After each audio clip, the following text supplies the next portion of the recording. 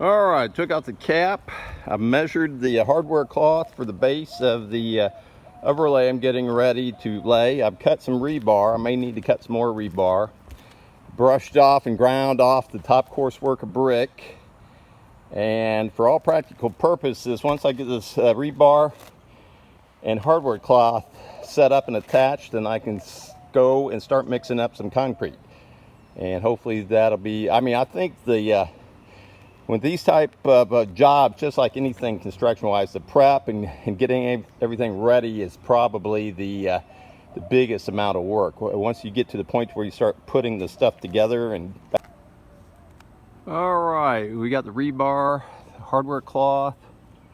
I think I did about 15-20 feet of rebar, easily 30 inches by maybe 45 inches for hardware cloth.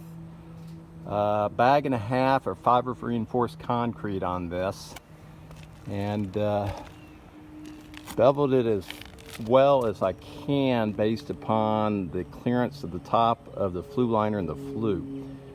The cap was just sitting inside due to the fact of the way it was originally poured. It's still sitting in there. It's pretty on there though, but I'll walk around. It's starting to get a little bit hot.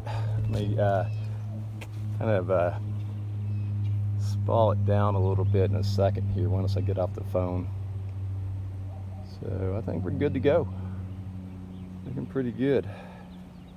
All right, this is Eric Acker's masonry crown actual rebuild on this, not an overlay, because I had to take off all the existing, cut rebar, hardware cloth, new concrete. That's a rebuild. So anyways, rebuilds are a lot more work, a lot more potential headache than overlays, but probably for every 25 overlays I do, I'll probably do one rebuild.